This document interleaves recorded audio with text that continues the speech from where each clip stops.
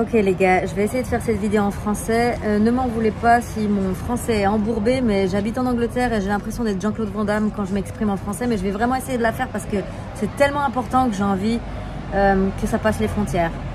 Donc, aujourd'hui, on va parler des croyances limitantes. Qu'est-ce qu'une croyance limitante? Une croyance limitante, c'est une croyance à laquelle on est persuadé que c'est vrai. Notre système intrinsèquement, on est persuadé que c'est vrai, mais ça ne nous sert pas. Ou ça nous sert plus. Ok? Par exemple, les riches, c'est tous des horribles personnages et ils détruisent la planète et ils font du mal. Ou alors, je viens d'une famille qui a jamais eu d'argent, de toute façon c'est impossible pour nous de changer ça, donc je vais être pauvre toute ma vie. Ou alors, je suis toujours malade, c'est normal, j'ai mon système immunitaire qui est complètement pourri, puis il n'y a rien à changer, c'est comme ça. C'est dans mon DNA. Vous voyez le concept? Ok. Donc, les croyances limitantes, elles viennent de nos expériences passées, ça c'est sûr. On crée nos propres croyances limitantes. Par exemple, on a eu des expériences amoureuses où on s'est fait maltraiter, et donc du coup pour nous, on a cette croyance limitante que les hommes, ils nous maltraitent. Et donc, les hommes sont tous horribles. C'est une croyance limitante qui ne nous sert pas parce que oui, on a envie d'être amoureuse dans une relation complètement épanouie. Ok? Elles viennent de nos parents, notre famille. Elles viennent de l'école, du système éducatif. Ils nous en foutent plein. Et des religions. Et etc., etc., etc. Comment on remplace une croyance limitante par une croyance positive? Point numéro 1, on croit consciemment ou totalement inconsciemment que cette croyance, elle nous aide.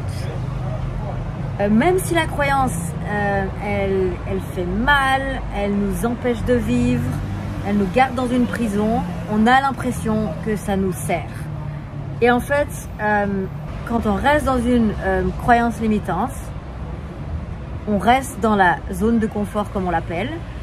Et la zone de confort, ça peut être une prison qui fait beaucoup de mal et qui est très pénible, dans laquelle on a du mal à respirer, mais on va rester là parce qu'on ne sait pas ce qu'il y a à l'extérieur de la prison et c'est peut-être pire.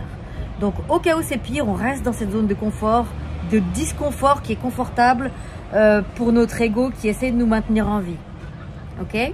Si maintenant, en conscience, on se rend compte que cette croyance négative limitante, elle n'est pas dans notre meilleur intérêt, et ben c'est merveilleux, c'est le premier pas à faire, parce que maintenant, consciemment, on peut le laisser partir.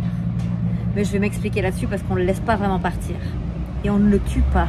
Comme beaucoup de gens disent, we're gonna destroy those limited beliefs, on va les détruire, blablabla. Non, non, non, non, non, non, non. Écoutez vraiment jusqu'à la fin parce que je trouve ça tellement beau en fait et ça a tellement plus de sens. Donc ce point super important, c'est on identifie la croyance limitante et on se rend compte qu'elle ne travaille pas pour notre meilleur intérêt. Ok? Le deuxième point, c'est par questionner et douter cette croyance limitante. Quand on commence à se dire attends voir là, est-ce que c'est pour mon meilleur intérêt que je reste pauvre toute ma vie et que j'attire pas d'argent parce que je trouve que les riches sont cons? Non, j'ai envie d'être riche, enfin j'ai envie d'avoir assez d'argent pour vivre dans l'aisance et pouvoir profiter à mort, j'ai qu'une vie. Donc non, c'est pas dans mon meilleur intérêt de me dire que l'argent c'est de la merde. Non.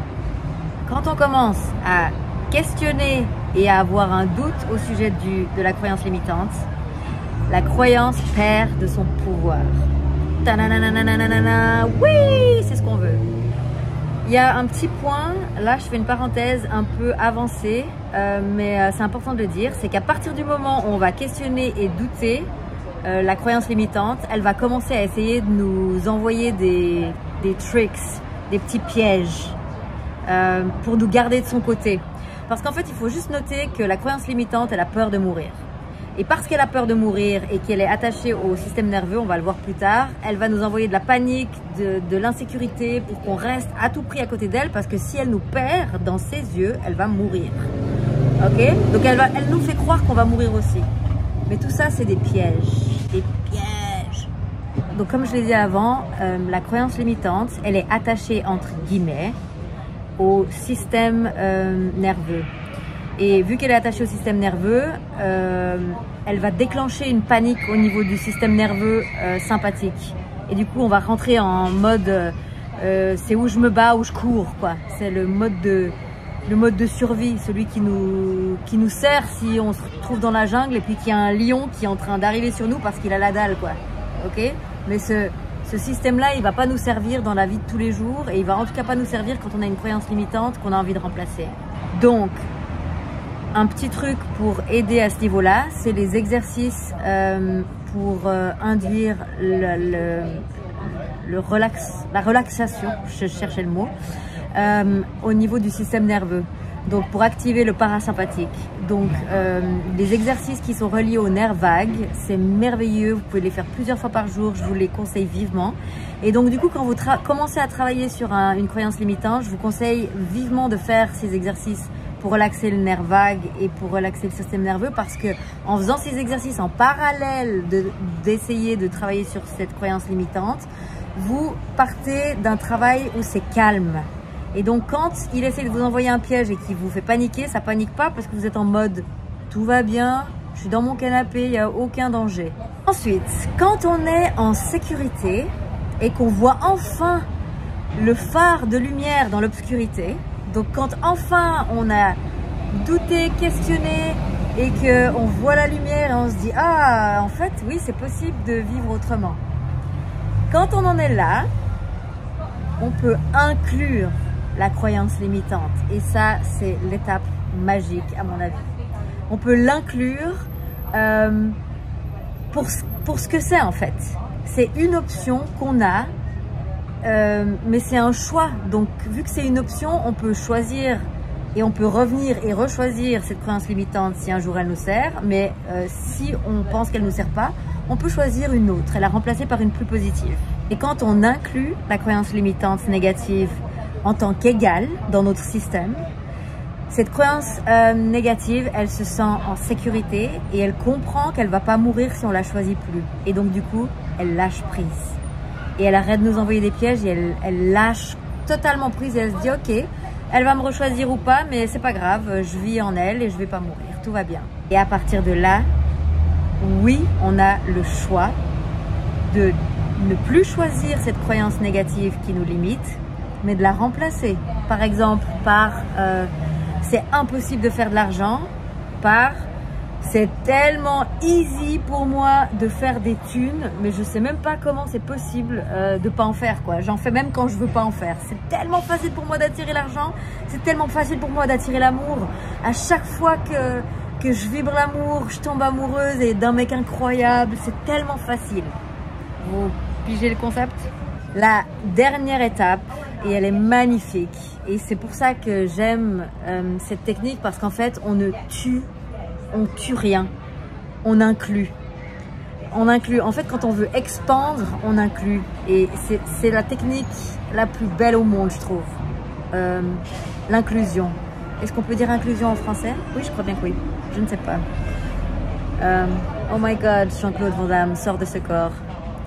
Donc ensuite, on va utiliser la croyance négative comme un outil. C'est-à-dire que quand on a une croyance négative qui arrive, hop, on arrive à être en mode observateur parce qu'on a déjà fait le chemin et on se dit, ah, on questionne et on doute. Est-ce que j'ai vraiment envie de croire comme ça? Est-ce que ça me sert? Non, ça me sert pas. Ok, merci. On accueille la croyance négative et à ce moment-là, on lui dit, merci d'être venu à la surface et d'être venu dans mon champ de conscience parce que maintenant, j'ai le choix de te laisser partir et de te remplacer par une croyance plus positive. Et on peut faire ça à chaque fois qu'une croyance négative monte à la surface. Et plus on fera ça, on fera sans doute ça jusqu'à la fin de notre vie parce qu'on est bourré de croyances négatives. Mais plus on fera ça, encore et encore et encore et encore, plus en fait on dégage le champ énergétique autour de nous. Et en faisant ça, on permet enfin à l'abondance d'entrer dans le corps énergétique. Parce qu'en fait, si vous voulez, si vous faites tout le boulot de manifestation, la loi d'attraction et tout ça, mais que vous débloquez pas au niveau des croyances limitantes, il y a tout qui va rester au-dessus de vous, mais vous n'aurez aucun résultat. Et en fait, pour avoir les résultats, vous commencez à faire de la place. Et quand on a plus de croyances positives que de croyances négatives, à ce moment-là, l'abondance, elle est en harmonie avec l'énergie qu'on dégage et elle descend et on commence à avoir des résultats. Vous voyez ce que je veux dire? Et à partir de ce moment-là, on peut avoir tout ce qu'on a envie et tout ce qu'on a besoin. Je dis toujours tout ce qu'on a besoin parce qu'au final, l'univers, il sait mieux que nous ce qu'on a besoin et des fois, ce qu'on a envie, c'est pas ce qu'on a besoin. Vous voyez la nuance? Mais si ce qu'on a envie, c'est ce qu'on a besoin et que c'est validé par l'univers, c'est merveilleux. Voilà. Oh là là, c'est tellement beau. Je suis trop contente. Et ensuite, dernière phase, qu'est-ce qu'il y a de l'autre côté de la croyance limitante? Il y a la liberté. Et croyez-moi, je suis une Sagittaire, donc la liberté pour moi, c'est tout. Il y a les choix, des possibilités. Dès qu'on n'est plus dans une croyance limitante, il y a des millions de choix qui s'offrent à nous. Il y a l'inspiration de l'autre côté de la croyance limitante. Il y a beaucoup plus d'inspiration. Et puis, il y a to grow. Il y a faire grandir notre potentiel, faire grandir notre être. Et à mon avis, on est vraiment venu sur cette planète pour expérimenter et pour grandir de nos expériences. Et grandir, c'est vraiment essentiel. Donc, grandissons. Oh, je vous kiffe trop. Abonnez-vous à la chaîne parce que ça m'aide à être monétisée. Et partagez un maximum parce que je pense que le message, il est important. Mettez un petit like. Si vous avez envie d'être notifié à chaque fois que je fais des vidéos, j'en fais chaque semaine. La petite clochette. Et je vous envoie plein d'amour et n'hésitez pas à commenter, n'hésitez pas à partager vos expériences, essayez. Et en fait, il est mieux d'essayer et de se planter et de re-essayer et de re-essayer que de rien faire et de rester dans nos croyances limitantes et d'avoir une vie misérable. On peut tous être heureux. Les gars, j'ai perdu ma petite sœur l'année dernière et je suis toujours heureuse. Et je suis toujours en train de faire du développement personnel. On peut tous grandir et on peut tous être heureux. Je rêve d'un monde où tout le monde a accès à une vie confortable, à une vie dans l'abondance, à une vie où les besoins sont assouvis. Parce qu'en fait, on ne mérite pas de souffrir et de ne pas avoir assez et tout ça, tout ça. Je vous aime, à bientôt.